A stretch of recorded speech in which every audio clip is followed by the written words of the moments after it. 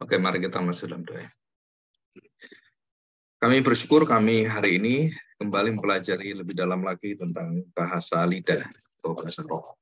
Tuhan pimpin sehingga kami dapat mendapatkan satu penjelasan dari firman Tuhan dan sesuatu hal yang harus kami lihat, kami patuhi, kami taati sehingga kami tunduk kepada firman-Mu dan kami mau hidup seturut dengan firman Tuhan. Walaupun begitu banyak pengajaran tentang bahasa roh itu yang simpang siur, serta mengacaukan dan membawa kami sudah sulit sekali melihat kebenaran tentang pengajaran bahasa lidah atau bahasa roh. Kami percaya bahwa ini adalah pekerjaan Roh Kudus yang selalu dihalangi oleh roh kegelapan, sehingga gereja-gereja Tuhan akan sulit sekali jika mereka tidak kembali pada Kristus, pada kebenaran, pada firman dan pengajaran Sang Juru Selamat yang menyelamatkan kami bukan hanya dalam keselamatan, tetapi juga dalam penafsiran, pengertian kami sebagai penyelamat akan seluruh hidup kami, dan kami percaya bahwa Bapa yang baik akan memberikan yang terbaik bagi setiap anak-anaknya yang memohon kebenaran dengan hati yang sungguh-sungguh dan terus dengan gigih memperjuangkan yang benar dan mencari kebenaran itu sendiri. Dan melalui firman Tuhan kami hari ini, kami mendapatkan satu kepastian tentang pengajaran bahasa roh atau bahasa lidah. Bimbinglah kami dengan Roh-Mu yang kudus. Terima kasih Roh Kudus, karena Engkau-lah yang akan membukakan pada kami pengertian, penjelasan yang betul-betul kebenaran yang kami percayai dalam firman Tuhan. Terima kasih Bapa, di dalam nama Tuhan Yesus kami serahkan doa kami ini. Amin. Oke, hari ini kita belajar tentang bahasa roh. Kemarin hari Kamis ya, saya membahas tentang sedikit beberapa arti daripada bahasa roh. Bahasa roh itu bukan bahasa roh artinya literal, hurufiah, fenuma, tetapi sebenarnya adalah glosalalia. Nah, apa arti glosa? Glosa itu lidah ya. Gloss, lidah. Jadi kalau kita tahu ada lipstik untuk pelembab bibir namanya gloss gitu kan. Semua pakai gloss, itu artinya lidah. Ya, bibir lidah gitu. Nggak tahu kenapa pakai istilah itu ya, yang kosmetik itu. Nah, glosa adalah lidah. Lidah itu yang berkaitan dengan yang bisa dilihat dan kita bisa berbicara gitu ya. Dan nalia itu perkataan-perkataan atau kita berbicara speak up ya. Kita berbicara, jadi glosolalia adalah lidah yang berkata-kata. Jadi bukan roh yang berkata-kata, tapi lidah kita yang berkata-kata. Nah, sedangkan kalau kita tahu bahwa lidah yang berkata-kata itu kan ada suaranya, ada maknanya. Nah, lidah yang bersuara ada maknanya itu disebut sebagai fonon atau phone, telepon gitu kan, telepon gitu kan. Jadi menyampaikan jarak jauh suara. Phone itu suara kan. Nah, suara itu bukan suara saja, tetapi ada maknanya. Nah, suara yang ada maknanya itu bernama bahasa. Yang kita sebut sebagai bahasa. Jadi glosolalia itu tidak memakai glosofoni ya, atau glosofonon. Tetapi dikatakan bahwa kalau kamu memakai glosolalia tanpa adanya arti, itu menjadi afonon, tidak berarti, tidak bermakna, dan tidak ada faedahnya. Jadi kita sudah pelajari kemarin dalam 1 Korintus 14 bahwa bahasa lidah dan bahasa yang dipakai jemaat Korintus serta bahasa roh yang turun, mereka berbahasa lidah, itu berbeda. Ya, jadi bukan satu macam bahasa roh, bahasa lidah. Jadi yang di Pentakosta itu bahasa yang pertama, bahasa yang ada fononnya, ada fonenya, ada perkataan-perkataan glosolalianya itu adalah mereka bisa mengerti dalam bahasanya, dalam arti bahwa itu adalah bahasa. Itu yang peristiwa sejarah Pentakosta datang dalam Kisah pasal 2 itu, dan mereka berbicara bahasa lidah artinya berbahasa bahasa. Jadi mengucapkan bahasa yang dimengerti oleh semua orang. Jadi satu bahasa Ibrani atau Aramik pada saat itu, para rasul gitu kan, dan mereka bisa mengerti semua yang dari bahasa-bahasa lain, itu mengerti bahasa yang diucapkan, dikhotbahkan, dan dikatakan oleh Petrus. Jadi dia mengerti, oh kok saya mengerti? Padahal saya tidak mengerti bahasa itu, tapi saya mengerti dengan bahasa saya. Jadi ada translatornya, yaitu Roh Kudus menjadi translatornya yang memberi makna bahasa yang kita tidak pernah tahu menjadi bahasa yang kita tahu tanpa kesulitan, tanpa ada yang menerjemahkan secara manusia, tapi Roh itu langsung memberitahukan maknanya persis seperti apa yang menjadi arti di dalam bahasa kita, bahasa ibu kita, bahasa sehari-hari kita.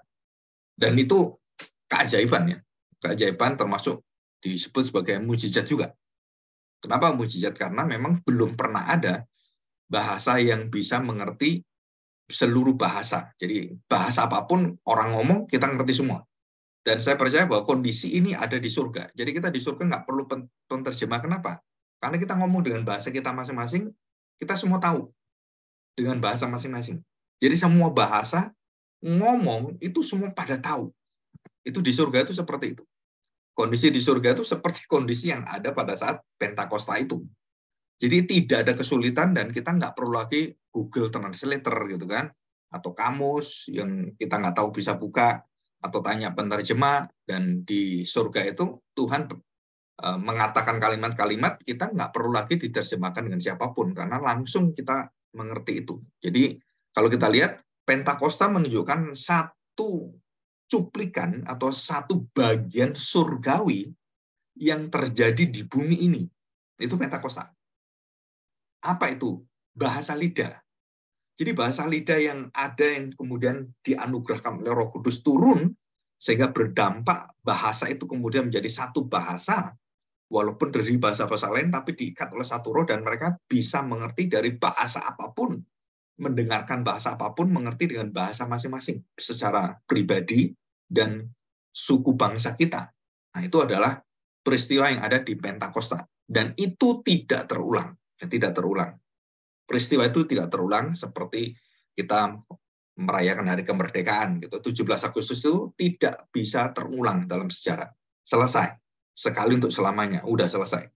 Dan kemudian kita memperingati tentang bahasa itu ya. Nah, kemudian kita mengerti ada 4 Pentakosta.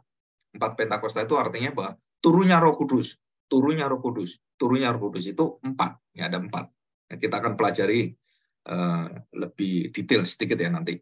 Jadi kita sudah mengerti ini. Jadi glosolalia itu adalah bahasa lidah. Jadi bahasa lidah yang ada di Kisah Para Rasul Pentakosta dengan bahasa lidah yang ada di Korintus itu berbeda. Ya, walaupun istilah bahasa lidahnya sama. Jadi ini bahasa yang mengerti bahasa-bahasa, tapi kalau di Korintus itu adalah bahasa doa. Bahasa pribadi orang itu berdoa kepada Tuhan, bersyukur pada Tuhan. Jadi bukan bahasa yang mengertikan bahasa-bahasa lain. Dalam arti bahwa itu berkaitan juga, iya. Tetapi yang diomongkan oleh Rasul Paulus yang berkaitan dengan penyembahan berhala adalah bahasa roh yang dipakai tetapi yang harus dikontrol. Nah, itu adalah bahasa ini. Ya, tapi kalau ada yang menerjemahkan dan bisa diterjemahkan dari bahasa lain ke bahasa, nah itu dipersilakan. Itu bahasa lidah. Dan bahasa lidah atau bahasa roh, lidah dan roh itu sebenarnya sama gitu ya. Bahasa lidah atau bahasa roh yang disebut sebagai bahasa doa itu tetap harus diterjemahkan. Kalau tidak boleh.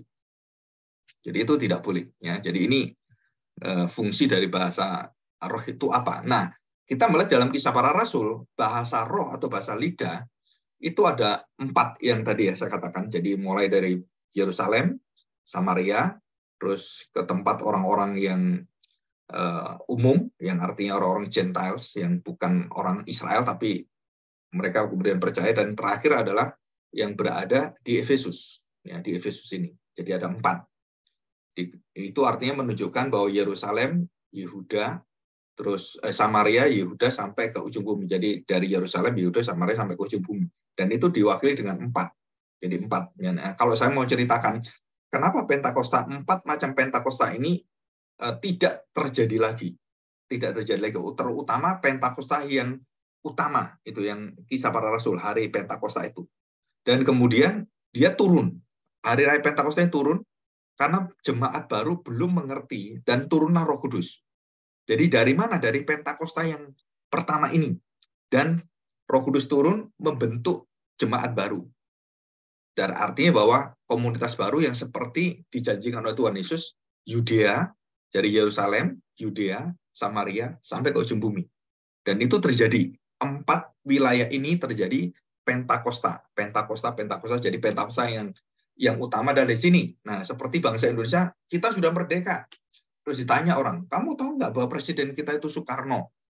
Mereka nggak tahu. Mereka tahunya mereka masih dijajah oleh Jepang, atau yang lebih parah lagi, mereka masih takut dengan orang Belanda gitu. Lu enggak, kamu sudah merdeka ini. Lu kok kami nggak tahu? Nah, karena nggak tahu, maka mereka diberitahu. Nah, sekarang kami memberitakan tentang kemerdekaan itu. Kamu sudah merdeka. Ayo kita merayakan kemerdekaan. Nah, mereka merdeka. Nah, waktu mereka merayakan kemerdekaan dan menerima kemerdekaan, itu bukan kemerdekaan baru, tapi kemerdekaan Pentakostanya itu adalah Pentakosta yang sudah terjadi, dan itu turun ke atas mereka karena mereka nggak tahu. Dan mereka kemudian, oh ya, puji Tuhan, kami sudah merdeka, kami sudah menerima Roh Kudus. Dan daerah lain juga sama, sampai ke ujung Papua, gitu kan, yang paling jauh yang belum tahu. Dan kemudian di Papua kemudian merdeka juga dengan mengibarkan bendera merah putih. Ya, kami merdeka, maka dikibarkan. Nah, itu juga kemerdekaan kan, tapi mereka belum secara hukum, secara yuridis, mereka nggak tahu. Mereka masih merasa ya yang lama gitu. Nah, seperti itulah peristiwa Pentakosta, yang bukan berarti bahwa Pentakosta yang terjadi di Papua, di Jawa, atau di Sulawesi, atau di tempat lain, NTT, NTB, bahwa mereka bukan Pentakosta atau hari raya kemerdekaan yang terjadi seperti 17 Agustus. Enggak, mereka menerima kemerdekaan, mereka menerima bahwa mereka menjadi satu negara dengan bangsa Indonesia.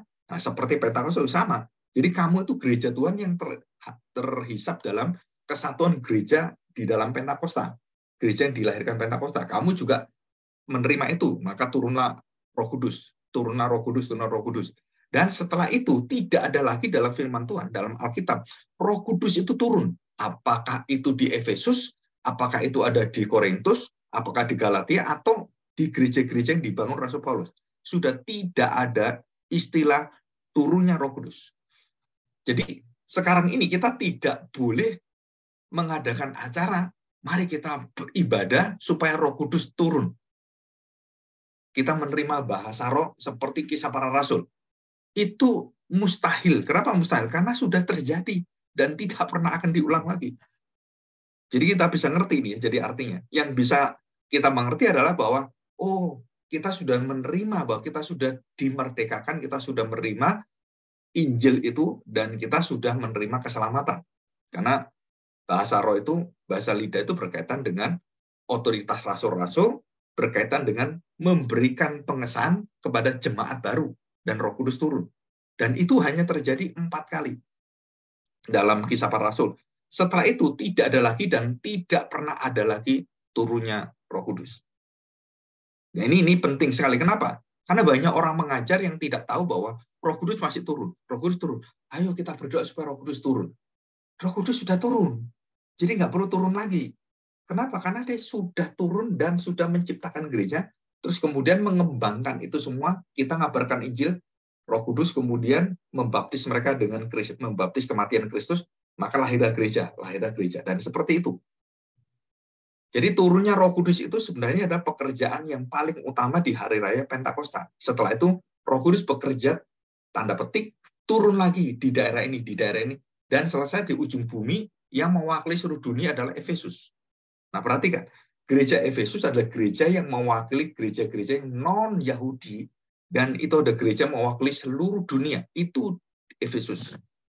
Jadi Samaria, kemudian orang-orang yang tidak percaya itu Gentiles, kemudian Efesus.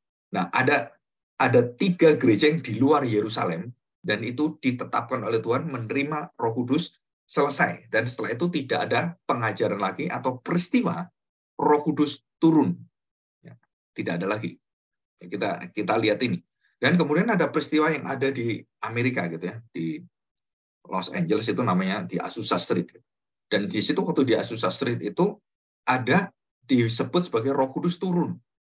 Roh Kudus turun seperti Pentakosta itu. Nah, kita tidak bisa terima ini kenapa? Karena memang tidak ada selama ribuan tahun dari sejak Roh Kudus turun itu sampai Efesus, Pentakosta Efesus, tidak terjadi lagi Pentakosta lagi di kapanpun. Jadi kalau ada orang mengatakan, oh ini Roh Kudus turun, ini seperti Pentakosta dan kita menerima Roh Kudus gitu. Nah, itu bukan kebenaran firman Tuhan, ya. Bukan kebenaran firman Tuhan. Jadi fungsi bahasa roh itu adalah fungsinya untuk penegasan secara ilahi, secara surgawi, adanya gereja baru yang dinubuatkan, yang sudah diberitakan oleh Tuhan Yesus Kristus. Jadi hanya 4 tempat mewakili dari Yerusalem, Yehuda, Samaria, sampai ujung bumi. Nah, itu adalah Efesus. Gereja-gereja yang bukan orang-orang percaya itu kan. Nah, tadi maknanya seperti kemerdekaan Indonesia. Kita sudah merdeka di Jakarta, dan kemudian di Papua kita nggak tahu, di daerah ini kita nggak tahu, dan mungkin di desa juga kita nggak tahu.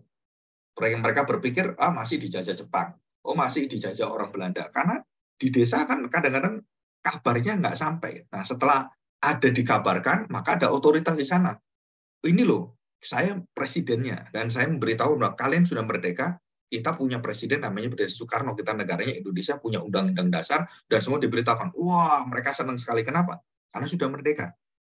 Jadi itu peristiwanya adalah pengulangan yang ada, bukan pengulangan peristiwa sejarahnya, tetapi otoritasnya lahirnya gereja, kemerdekaan diterima oleh mereka. Kemerdekaan diterima oleh mereka. Jadi bukan upacara lagi, bukan lagi seperti proklamasi pada waktu 17 Agustus, bukan. Mereka cuma menerima. Turunnya Roh Kudus mereka terima. Dan tidak ada tanda-tanda lidah api di kepala mereka. Nah, itu nggak ada lagi.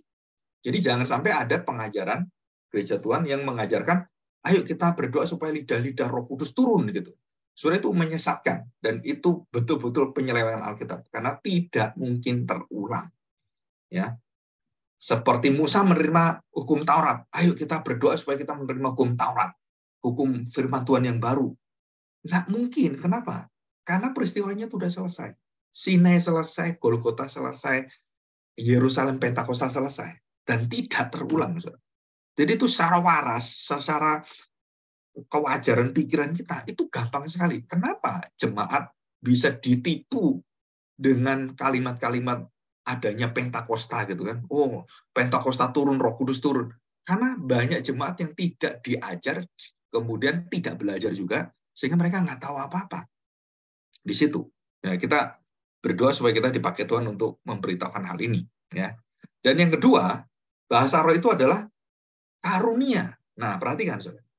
Jadi karunia yang diberikan kepada Pentakosta Kisah Para Rasul pasal 2 itu, karunia adalah dikhususkan bagi murid-murid Tuhan Yesus yang langsung melihat Tuhan Yesus. 120 orang menerima Roh Kudus itu dan mendapatkan lidah api, termasuk 12 rasul di dalamnya. 11 sudah, 1 nggak ada, digantikan dengan Matias itu. Dan mereka menerima otoritas dari Roh Kudus itu melalui para rasul, melalui firman Tuhan, dan di dalam seluruh karya Kristus menerima itu. Dan apa yang terjadi? Mereka sudah menerima pengesahan. Selesai.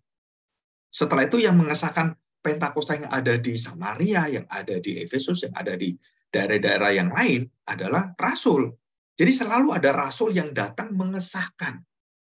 Nah, ini kemudian tidak setiap pengesahan gereja baru Pentakosta ada bahasa roh. Ya, nanti kita pelajari. Jadi yang di Efesus, yang di mana ini Pentakosta Yerusalem, bahasa roh ada, tetapi yang di Gentile yang lain itu nggak ada. Kenapa? Karena memang tidak keharusan. Jadi bahasa roh itu, bahasa lidah itu berkaitan dengan apa? Dengan mereka mengerti bahasa-bahasa mereka. Jadi itu kaitannya adalah bahasa Pentakosta, bahasa roh Pentakosta itu adalah bahasa-bahasa yang dimengerti dengan bahasa-bahasa sekitarnya. Jadi Samaria, Yerusalem, Samaria, Yehuda, kemudian sampai ke ujung bumi, Efesus itu bahasa, bukan bahasa roh seperti di dalam jemaat Korintus, tapi bahasa yang diterjemahkan. Ini konteksnya sama. Karena keselamatan datang dan mereka berbahasa, mereka lihat, luar biasa ini. Kami mengerti bahasa yang diterjemahkan. Kalau nggak ngerti ya diterjemahkan gitu kan. Kalau bisa mengerti ya seperti Pentakosta yang pertama, semua bisa ngerti. Dan itu hanya terjadi sekali. Dan ini ada orang yang berbahasa roh. Dan kemudian orang-orang itu bisa mengerti semuanya. Nah, itu merupakan karunia. Dan itu terjadi 4 kali dan tidak terulang. Ya, tidak terulang gitu ya, sudah selesai. Karena otoritasnya berkaitan dengan otoritas rasul. Jadi tidak lagi turun Roh Kudus, tidak lagi turun roh. Kenapa? Sudah selesai. Semua sudah dilingkupi oleh Pentakosta itu. dan sudah diwakili dengan 4 tempat, Yerusalem, Yehuda, Samaria, ujung bumi, selesai. Dan tidak ada lagi nanti di mana ujung buminya, nggak ada lagi. Dan itu sudah selesai, sudah sempurna. Jadi ini berkaitan dengan perbedaan bahasa roh yang ada dalam jemaat Korintus dengan bahasa roh yang ada di Pentakosta, yang bahasa lidah, bahasa-bahasa asing, suku-suku bangsa. Dan ini kita harus bedakan. Dalam Kisah Para Rasul adalah bahasa yang dimengerti sebagai suku bahasa, suku-suku bangsa yang berbahasa. Kita semua memiliki yang disebut sebagai etnologis. Jadi bahasa-bahasa di dunia. Bukan kepada kultur bangsanya, tetapi etnologisnya. Yang berkaitan dengan ciri khas satu kelompok, satu grup manusia yang memiliki bahasa yang lain-lain, dan kemudian mereka punya kumpulan yang disebut sebagai mungkin suku ya. Jadi suku dengan bahasa sendiri, suku bahasa sendiri. Dan suku-suku yang paling banyak yang ada itu ada di Indonesia ya. Yang terbanyak ada sekitar hampir 1.000 lebih Indonesia. Ya, tadi ada suku-suku bangsa dan sudah diterjemahkan Alkitab dalam bahasa lebih dari 700. Jadi ini kalau udah selesai, penerjemahan sudah selesai, berarti Injil sudah diberitakan ke ujung-ujung bumi, tinggal kedatangan Kristus. Dan bukannya bahasa Indonesia. Di tempat-tempat lain juga sama. Yang ada di China, ada suku-suku bangsa, itu juga diterjemahkan sehingga orang bisa membaca Alkitab. Kalau itu sudah selesai semua, pengabaran Injil sudah selesai, Matius 24 ayat 14, Tuhan Yesus datang. Ya. Jadi kapan Tuhan Yesus datang, itu bisa dideteksi, bisa dilihat dari bahwa Injil diberitakan ke seluruh bumi, ke seluruh dunia. Selesai. Dan Tuhan Yesus datang. Termasuk di dalamnya menerjemahkan bahasa-bahasa ke dalam bahasa lain. Injil ke dalam bahasa bangsa-bangsa lain. Dan ini belum selesai. Kalau itu selesai, 10 tahun, 20 tahun lagi selesai, maka seluruh bangsa sudah punya kesempatan menerima firman Tuhan dan mendengarkan Injil. Semua bahasa selesai. Ya, atau ada orang datang memberitakan bahasa. Jadi ada bahasa Alkitabnya dan orang datang memberitakan dengan bahasa mereka mengabarkan Injil. Itu jika selesai, suku-suku bangsa ini selesai dan menerima. Nah, kita tinggal saat-saat yang paling kita tunggu adalah Yesus datang kedua kali. Ya, itu dalam Matius 24 ayat 14. Oke ya, dalam Perjanjian Lama kemarin sudah saya jelaskan tentang Yoel dan juga disinggung sedikit di dalam Yesaya, dan khususnya bilangan pasal 11, bagaimana tua-tua itu dipenuhi oleh Roh Kudus. Terus 1 Samuel, 1 Raja-Raja, bagaimana Daud dipenuhi Roh Kudus juga. Ya, dan itu dikatakan bahwa dia kepenuhan seperti nabi-nabi. Ini saya tidak bahas hari ini. Dan 3 macam tanda tentang bahasa lidah adalah tanda pertama, tanda untuk orang yang belum beriman. Tanda kedua, tanda penghakiman. Tanda ketiga, tanda kuasa kerajaan Allah sudah datang. Jadi kerajaan Kristus sudah datang dan kerajaan kegelapan akan terusir. Jadi terang itu akan menyala. Baik itu terang di dalam wahyu umum, terang di dalam wahyu khusus, itu akan menyala terus. Dan dunia akan tahu orang yang jahat, orang koruptor, orang yang hatinya buruk gitu kan, itu akan tahu semakin jelas. Jadi hukum itu akan semakin jelas, moral itu akan semakin jelas, dan semua akan menuju kepada Kristus. Termasuk firman Tuhan, semua menuju pada Kristus. Kedatangan kepada Kristus. Ya. Oke. Nah, masalah yang terbesar adalah kita harus mengerti bahwa mengelola karunia-karunia bahasa dan siapakah yang berhak mengatur, mengelola, dan memberikan bahasa roh. Jawabannya adalah hak prerogatif dari Roh Kudus. Jadi bukan manusia. Jadi kalau ada orang atau hamba Tuhan yang mengajar, ayo kamu bisa terima Roh Kudus, tak doain kamu akan menerima Roh Kudus. Itu tidak mungkin. Kenapa tidak mungkin? Karena bukan kita yang mendatangkan Roh Kudus. Karena Roh Kudus sudah datang kan, sudah turun. Kita hanya menerima kebenaran-kebenaran itu. Jadi tidak boleh ada satu orang yang bisa mengklaim bahwa dia bisa menurunkan Roh Kudus, dia bisa memberikan bahasa roh, dia bisa mengajar bahasa lidah. Nah, itu adalah kesalahan di dalam penyelewengan kebenaran firman Tuhan. Jadi kita tidak pernah ada di dalam Alkitab orang bisa diajar bahasa roh. Apalagi rasul-rasul. Dan tidak semua rasul berbahasa roh. Tapi berbahasa lidah, iya. Jadi mereka bisa menerima itu dan mereka bisa mendengarkan, ya itu yang disebut sebagai penerima atau yang ini ya, penerima serta pemberinya gitu kan. Nah, itu bisa pada waktu Pentakosta itu mereka menerima itu semuanya. Tetapi untuk mengerti bahasa roh di dalam bahasa yang dipakai oleh jemaat, nah surah itu harus dipergunakan untuk membangun jemaat, untuk kepentingan bersama, untuk membangun gereja. Jadi kalau bahasa roh itu tidak ada artinya dan tidak bisa dimengerti, maka tidak bisa membangun apa-apa. Berhenti, tidak boleh dipakai. Dan itu harus dihentikan, harus dilarang, karena itu Paulus. Tetapi kalau bahasa rohnya itu benar, kita tidak boleh melarang. Kenapa tidak boleh melarang? Karena memang tidak boleh dilarang. Kalau itu benar, ya silakan. Dan benarnya bagaimana? Maka dikasih bagaimana ngelola bahasa karunia lidah itu menurut firman Tuhan. Maka kamu harus menerjemahkannya. Minta dirimu sendiri menerjemahkannya. Nah, itu yang ada di dalam firman Tuhan. Kita lihat di dalam 1 Korintus pasal yang ke-14 ya. Kita lihat ini.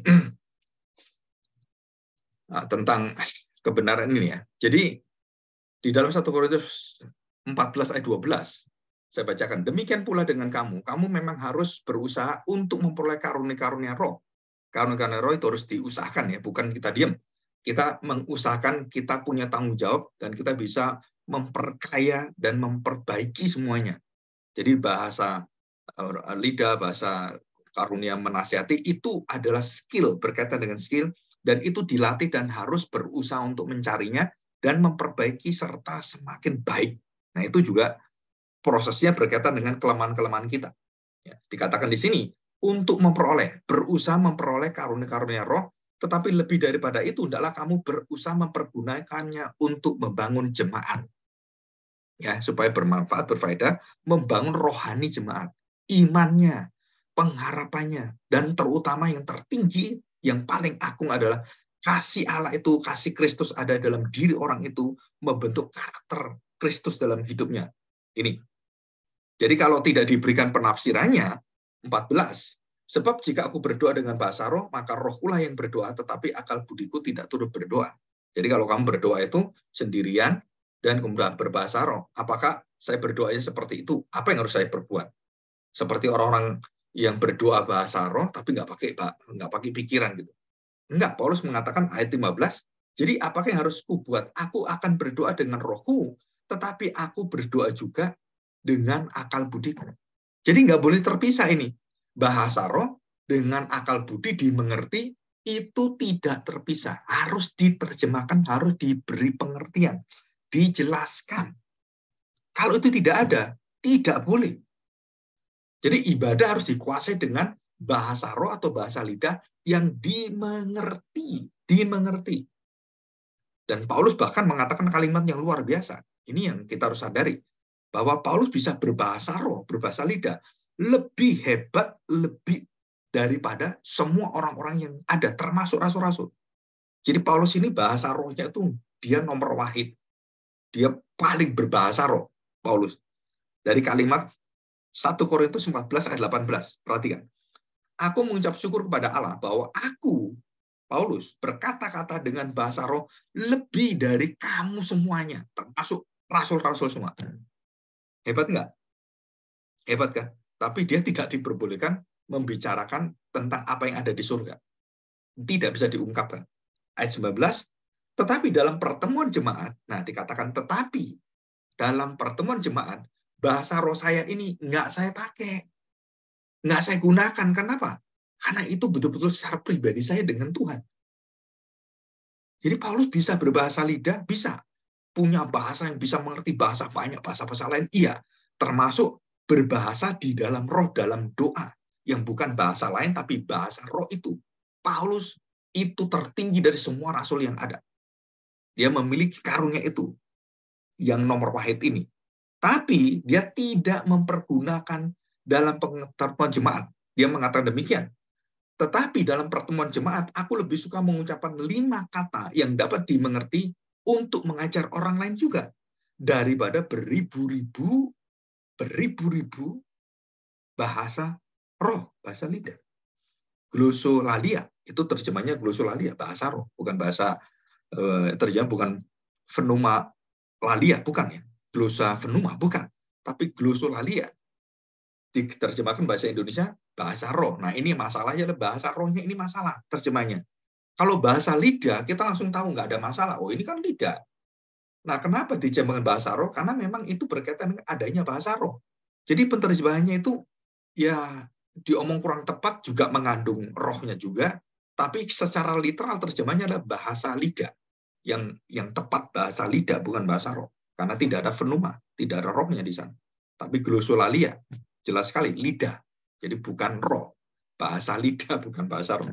Nah, ini juga ada masalah sedikit dengan terjemahan, sehingga banyak orang terjemahan yang tidak tepat, yang kurang pengertian itu bisa menyesatkan orang. Iya, betul. Ya, kita harus hati-hati. Ini adalah hal-hal yang paling sederhana.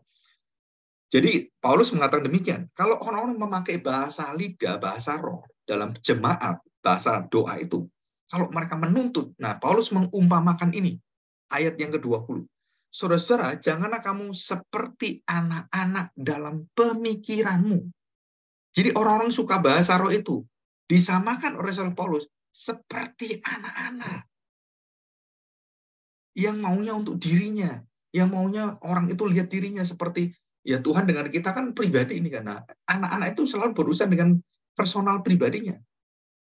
Seperti anak-anak dalam pemikiranmu, terus dikatakan jadilah anak-anak dalam kejahatanmu, tetapi orang dewasa dalam pemikiranmu. Jadi Paulus menyatakan apa? Bahasa roh itu membawa kamu ke dalam seperti anak-anak. Kamu harus dewasa di dalam nubuatan, di dalam pengajaran, di dalam dewasa pemikiranmu, akal budimu. Bukan cuma rohnya. Kamu jadi anak-anak nanti. Jadi orang yang paling memiliki pengalaman rohani spiritual yang tertinggi, itu paling anak-anak. Karena dia salah. Harusnya dia juga memiliki akal budi dengan roh yang sama, jadi pengertian itu tidak terpisah, baru kamu dewasa. Ya, ini yang terjadi di gereja. Dan yang terakhir, bahwa bahasa roh itu harus diterjemahkan, ditafsirkan, dan tidak boleh lebih daripada 2-3 orang, menurut Rasul Paulus. Ya, ini caranya mengelolanya. Dan kemudian kita lihat bersama-sama ya. Jadi kita bersama-sama, perhatikan baik-baik. Ayat 21. Dalam hukum Taurat ada tertulis, oleh orang-orang yang mempunyai bahasa lain dan oleh mulut orang-orang asing aku akan berbicara kepada bangsa ini. Namun demikian mereka tidak akan mendengarkan aku, firman Tuhan. Nah, perhatikan. Nah, kita lihat ini, ya. Ada Pentakosta dan semua orang mendengarkan. Wih, kok bisa kita tahu ya? Kita dari Mesopotamia. Kamu dari mana? Kok kita bisa ngerti bahasanya? Sudah ada kuasa, tanda-tanda yang luar biasa. Di dalam kitab Yesaya 28 ayat 11-12 dikatakan bahwa bangsa Israel sudah menerima tanda-tanda yang luar biasa dari Tuhan Yesus dan termasuk turunnya Roh Kudus. Mereka tetap tidak percaya. Jadi fungsi bahasa roh itu apa? Tanda penghakiman. Bahwa kamu kalau tidak menerima Pentakosta, kamu tidak menerima turunnya Roh Kudus, kamu tidak menerima bahasa-bahasa yang ajaib yang sudah dibukakan oleh Roh Kudus, dan kamu tetap tidak mau percaya pada Tuhan Yesus Kristus, maka kamu akan dihakimi. Nah, ini fungsi yang terakhir dari bahasa roh adalah menghakimi orang-orang yang tidak menerima Tuhan Yesus datang, Injil. Dan mereka tidak mempercayai dan tidak mengakui serta menolak kebenaran-kebenaran berbahasa roh itu. Jadi bahasa roh ini sebagai apa? Penghakiman. Nah, dikatakan Yesaya 28 yang mirip tadi dengan 1 Korintus 14 tadi ayat yang ke-22. Sungguh oleh orang-orang yang berlogat ganjil, berbahasa asing, aneh gitu kan. Dan orang-orang yang berbahasa asing berlogat ganjil, aku berbicara dengan bangsa ini. Dia yang telah berfirman kepada mereka, inilah tempat perhentian, berilah perhentian kepada orang-orang yang lelah, inilah tempat peristirahatan, tetapi mereka tidak mau mendengarkan. Jadi Yesaya sudah memprediksi bahwa Yesus datang. Yesus pun dengan Pentakosta tidak digubris oleh bangsa Israel sampai hari ini. Sampai detik hari ini, sampai saya ngomong ini, pada tanggal ini, Maret ini, 2023, bangsa Israel tetap menolak Roh Kudus, menolak Tuhan Yesus, menolak semua yang ada tanda-tanda itu. Nah, mereka akan dihakimi berkaitan dengan keselamatan. Ya di situ ya. Nah, waktu Tuhan Yesus dibaptis, apakah Tuhan Yesus dibaptis Roh Kudus turun? Pertama-tama Roh Kudus turun itu kepada siapa? Bukan pada gereja, yaitu kepada Tuhan Yesus. Di dalam perjanjian lama tidak ada Roh Kudus turun, nggak ada. Nggak ada Roh Kudus. Roh Kudus memenuhi ada, tapi Roh Kudus turun nggak ada. Dan sebelum Pentakosta, Roh Kudus turun, yang turun pertama kali, Roh Kudus turun pada pribadi pertama kali adalah Tuhan Yesus. Roh Kudus turun. Jadi kalau kita lihat Pentakosta yang mengawali melahirkan Pentakosta di dalam Kisah Para Rasul pasal 2 itu, saudara, adalah baptisan Tuhan Yesus. Ini mana Pentakosta itu tanpa baptisan Tuhan Yesus. Nggak ada gunanya semua. Jadi jika Roh Kudus turun melahirkan gereja di Pentakosta, Kisah Para Rasul pasal 2, apa yang terjadi? Tanpa pemberitaan Kristus, dalam baptisannya dia mati untuk dosa-dosa kita, dia bangkit mengalahkan maut dan mengalahkan dosa kita, dan dia terima Roh Kudus turun. Nah, dengan turunnya Roh Kudus di dalam baptisan Tuhan Yesus, membawa seluruh kekuatan peristiwa kematian Kristus dalam baptisan itu menjadi kekuatan yang utama turunnya Roh Kudus. Ini makna teologisnya seperti ini. Makna secara rohaninya seperti ini. Jadi Tuhan Yesus menerima Roh Kudus dan Roh Kudus membawa karya dia dan melahirkan gereja sebagai tubuhnya, darahnya, dagingnya. Dan Roh Kuduslah yang membawa itu semua. Roh Kudus turun kan? Dan berkarya sampai Tuhan Yesus mati di kayu salib dan membawa karya Kristus ini. Roh Kudus turun kepada gereja Tuhan dan menciptakan gereja baru, bait Allah baru, manusia baru, dan langit dan bumi yang baru. Oh, ini hubungannya luar biasa. Jadi Roh Kudus waktu menciptakan dunia ini, Allah menciptakan dunia, Roh Kudus hadir di dalam dunia yang gelap gulita kacau. Roh Kudus hadir dan dia kemudian menciptakan bersama dengan Tritunggal itu. Nah, ini juga sama. Waktu Tuhan Yesus menerima Roh Kudus dan melalui Kristuslah kematian Kristus dan kebangkitannya, karya Kristus, Roh Kudus kemudian melahirkan, menciptakan manusia baru, gereja baru, Yerusalem baru, bait Allah baru, dan langit dan bumi yang baru. Ini suatu kaitan keajaiban yang luar biasa. Dan kita selama ini belum pernah mendengar Roh Kudus turun pada Tuhan Yesus adalah inti dari semua isi Roh Kudus di dalam Kisah pasal 2. Dan membawa seluruh karya Kristus. Dan Roh Kudus turun, kemudian pekerjaan Tuhan, dan baptisan Roh Kudus berjalan, dan semua adalah karya Kristus. Dan ini pekerjaan Roh Kudus. Dan itu berkaitan keselamatan. Sedangkan waktu Tuhan Yesus menerima Roh Kudus dalam baptisan, Tuhan Yesus tidak berbahasa roh. Tidak berbahasa lidah. Tidak ada bahasa lidah, bahasa roh. Jadi kalau orang mengatakan bahwa kalau Roh Kudus turun harus bahasa roh, kita lawan. Kenapa kita lawan? Karena itu tidak ada kemutlakan. Sedangkan Tuhan Yesus yang menerima Roh Kudus pun tidak berbahasa roh. Tidak berbahasa lidah. Nah, sore ini kebenaran-kebenaran yang kita harus pegang menjadi kekuatan kita untuk melawan pengajaran-pengajaran yang menyesatkan atau salah. Ya. Oke, kita lanjutkan.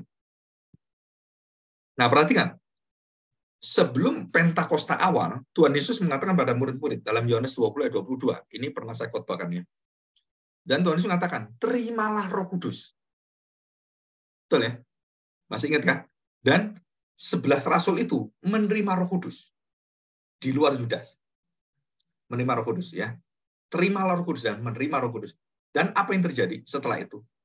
Yang terjadi setelah itu apa? Pentakosta terjadi.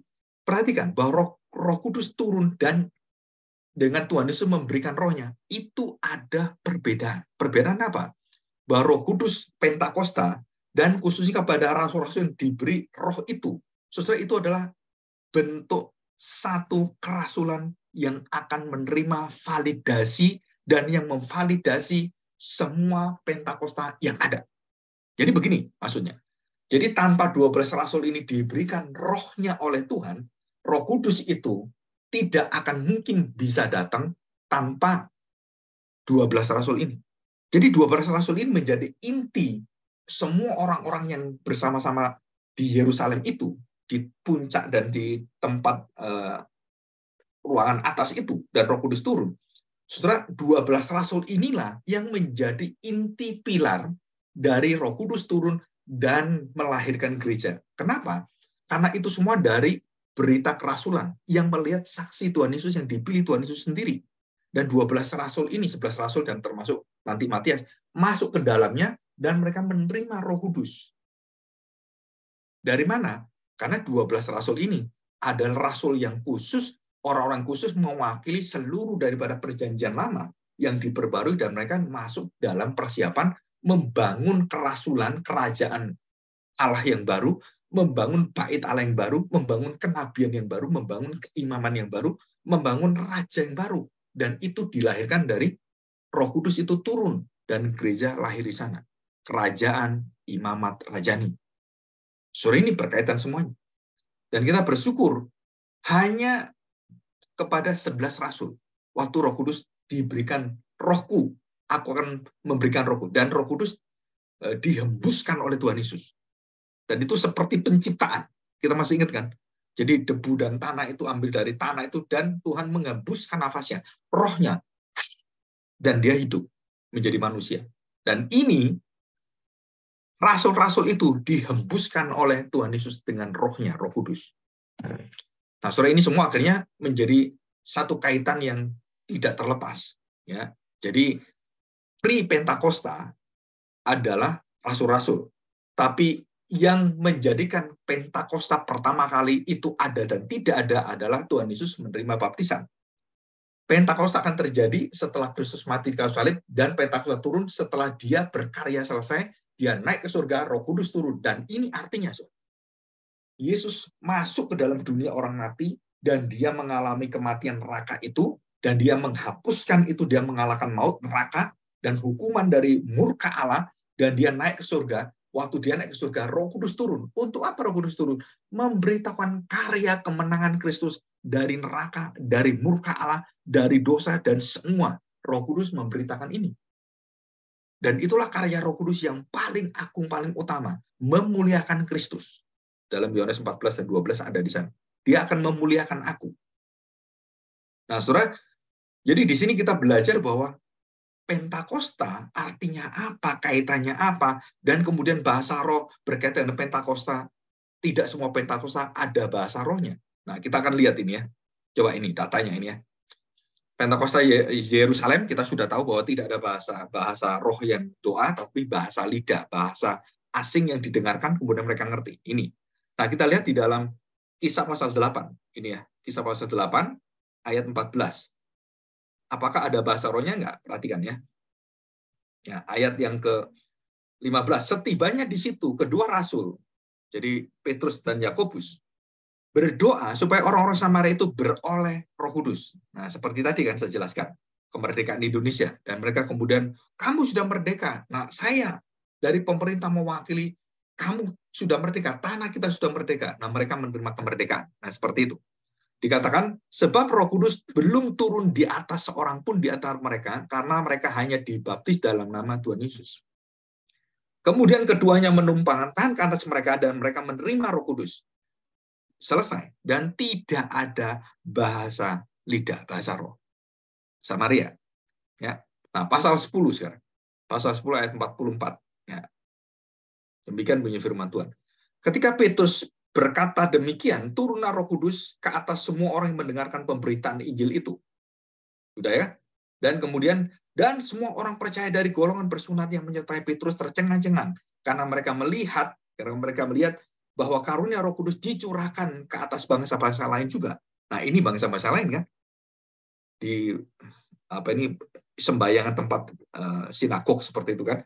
Sebab mereka mendengar orang-orang itu berkata-kata dalam bahasa roh dan memuliakan Allah. Jadi ini berkaitan keselamatan dan mereka berbahasa lidah dan memuliakan Allah. Lalu Petrus berkata, bolehkah orang mencegah untuk membaptis orang ini dengan air sedangkan mereka telah menerima Roh Kudus sama seperti kita? Jadi mereka belum dibaptis air, mereka menerima dulu berbahasa roh baru dibaptis air. Kan aneh ini kan? Kalau orang kan baptis air menerima Roh Kudus baru bahasa roh gitu kan. Ini enggak mengerti menerima Roh Kudus berbahasa roh, hanya menerima pengertian baptisan Tuhan Yesus tapi belum dibaptis. Boleh nggak dibaptis? Nggak boleh, karena tanda kesaksian. Dan mereka dibaptis. Setelah menerima Roh Kudus, mereka dibaptis. Atau terbalik, mereka dibaptis baru menerima Roh Kudus. Dan itu nggak ada masalah. Karena berkaitan dengan pengertian-pengertian yang awal dan yang akhir. Bahwa dia sudah mengerti, wah dia menerima Roh Kudus, baru dia dibaptis. Dibaptis hanya tanda. Dan penerima Roh Kudus itu adalah anugerah Tuhan. Dan ini nggak ada perbedaan. Dan di sini ada bahasa lidah. Jadi bukan bahasa roh seperti jemaat yang ada di Korintus. Bukan. Ini bahasa asing mereka. Mereka memuji Tuhan. Mereka berbahasa lidah. Dan semua orang mendengarkan, mereka mengerti. Nah, tidak diceritakan. Mereka mengerti itu apakah dari bahasa mereka langsung mengerti. Kalau saya percaya, mereka memuji Tuhan, Petrus mengerti dengan bahasanya. Kenapa? Karena Roh Kudus turun. Dan itu seperti yang ada kuasa yang ada di dalam Pentakosta. Dan mereka memuji Tuhan. Dan mereka bersuka cita di dalam bahasa lidah mereka. Bahasa-bahasa mereka. Jadi bukan bahasa di Korintus ya. Bahasa doa itu bukan. Tapi ini bahasa lidah, bahasa lain. Dan terakhir, di dalam pasal 19 ya. Kisah pasal 19. Kita lihat ini. Kisah pasal 19 ayat yang ke-6. Ya. Dan ketika Paulus menumpangkan tangan di atas mereka, turunlah Roh Kudus ke atas mereka dan mulailah mereka berkata-kata dalam bahasa roh dan bernubuat. Nah, dikatakan berbahasa roh dan bernubuat. Berarti mengajarkan. Mereka menjelaskannya. Jumlah mereka kira-kira 12 orang.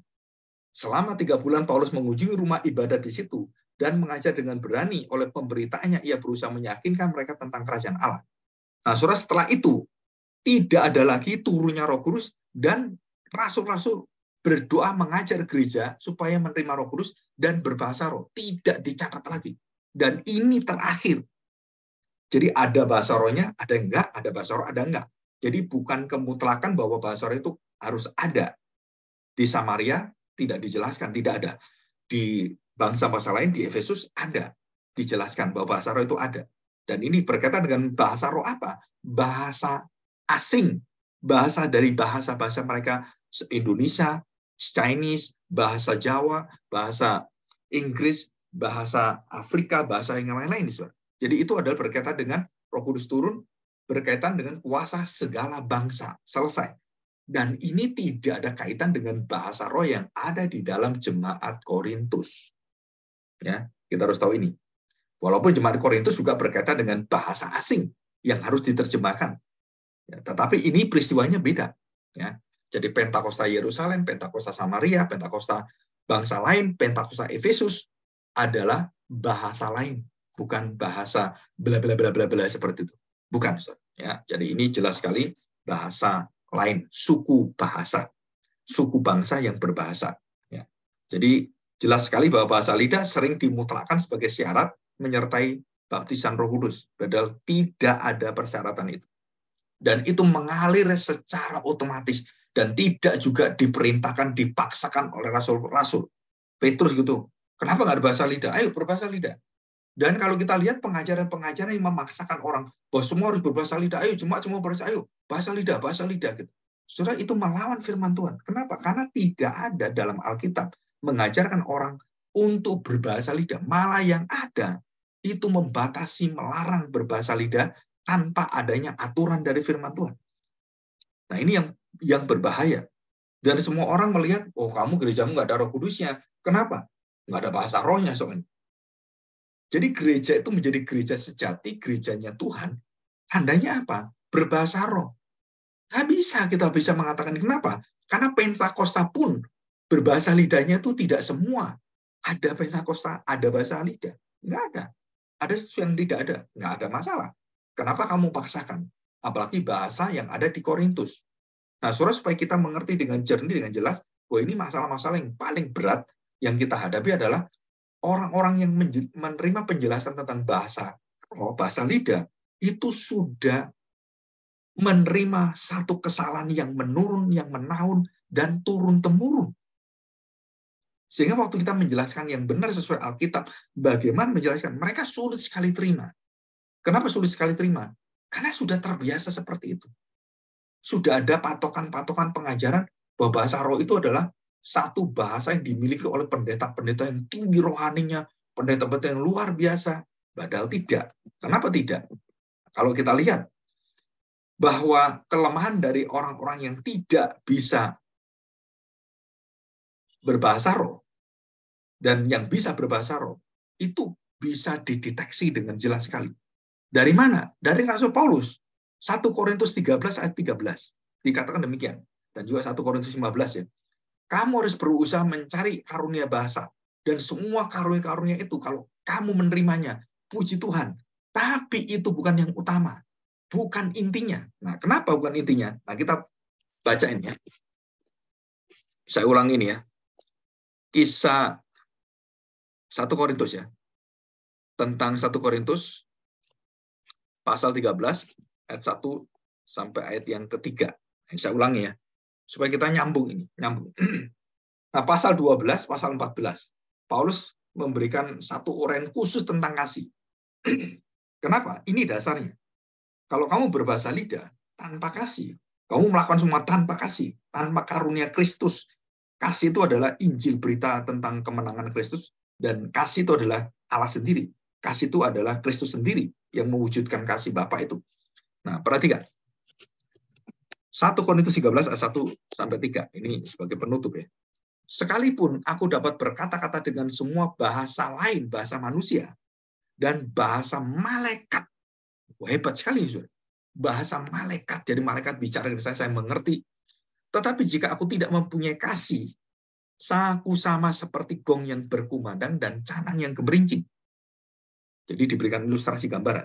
Yang kedua, sekalipun aku mempunyai karunia untuk bernubuat, tadi kan berbahasa, ini bernubuat, lebih tinggi ini.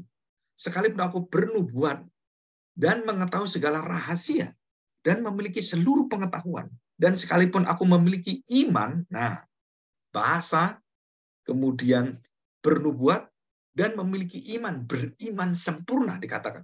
Memiliki iman yang sempurna memindahkan gunung. Tetapi jika aku tidak mempunyai kasih, aku sama sekali tidak berguna. Wah, hebat sekali. Ningkat ini kan. Dan yang ketiga, yang lebih hebat lagi, yang lebih mengagumkan apa? Dan sekalipun aku membagi-bagikan segala sesuatu yang ada padaku, seperti Tuhan Yesus katakan, berikan kepada fakir miskin, jualah hartamu, bagikan untuk fakir miskin.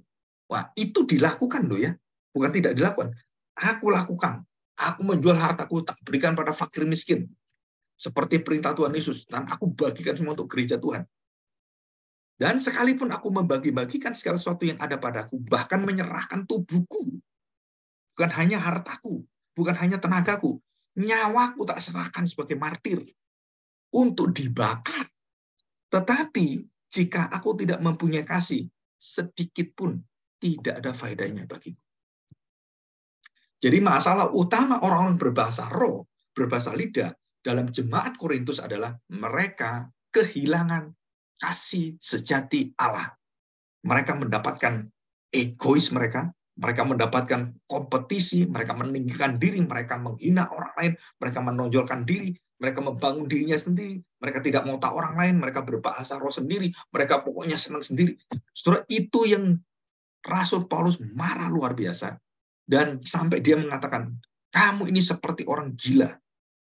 Jika kamu berbahasa roh, berbahasa lidah, dan orang masuk tidak mengerti, mereka berpikir kita orang Kristen, orang gila semua.